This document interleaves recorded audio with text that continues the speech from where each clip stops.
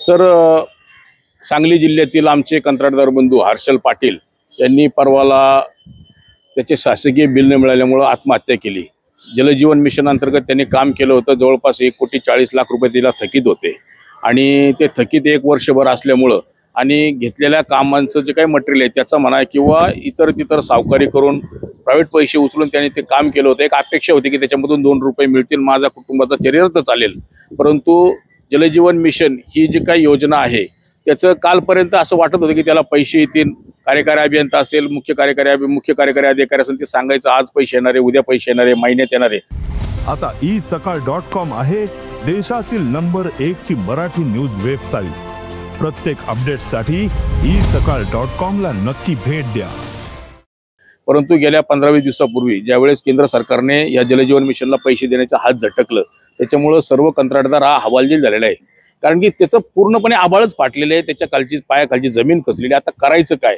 आणि ह्या प्रकारामुळे मार्केटमध्ये ज्यांना पैसे देणे ते त्याच्यामुळे त्यांचं सुद्धा येणं मिळेल की नाही शक्यता निर्माण झाल्यामुळे त्यांनी प्रचंड तकादा लावलेला आहे। त्याच्या माध्यमातून त्यांनी आत्महत्या केलेली आहे। ही घटना अतिशय दुर्दैवी आहे। 35 वर्षाचं वय आहे त्याचं, आई वडील आहेत, त्याची बायको आहे। वेळोवेळी बांधकाम मिनिस्टरचे सुद्धा हाच प्रकार आहे।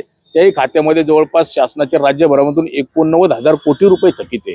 आणि ह्या बाबतीमध्ये जर कोणत्या लोकप्रतिनिधीला बोलायला गेलं तर ते उलटे म्हणतात की तुमची बेड कॅपॅसिटी नव्हती का, तुमची लायकी नव्हती का।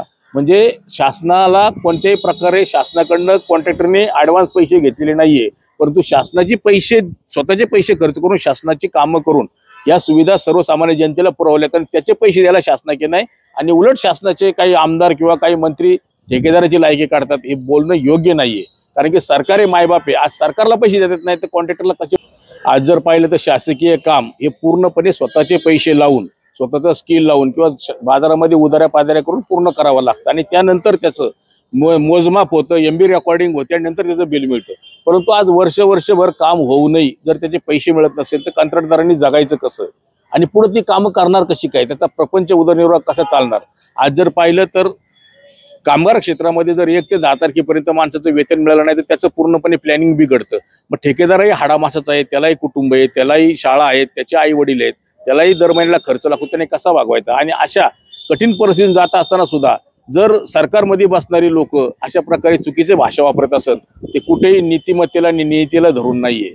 या बोलण्याचाही मी निषेध करतो आणि ही जी काही घटना घडलेली आहे सर्व कॉन्ट्रॅक्टरला आम्ही विनंती करतो की ह्याच्यातूनही मार्ग निघल आणि ह्यामधूनही कुठेतरी बाहेर आपण पडू। कुणीही संयम ढळून देऊ नका, कुठेतरी संयम ठेवा आणि आपल्या कुटुंबाला आपली खूप मोठी गरज आहे। घटना घडतील, लोक विसरतील, पण कुटुंब ही घडलेली घटना आयुष्यभर विसरणार नाहीये।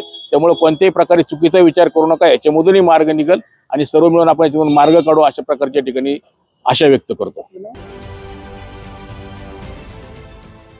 देश विदेशातील प्रत्येक घडामोडींचे लाईव्ह अपडेट मिळवण्यासाठी आता साम टीव्हीच्या सर्व सोशल मीडिया प्लॅटफॉर्मला लाईक, फॉलो आणि सबस्क्राईब करा। तसंच सर्व नोटिफिकेशनसाठी बेल आयकॉन प्रेस करायला विसरू नका।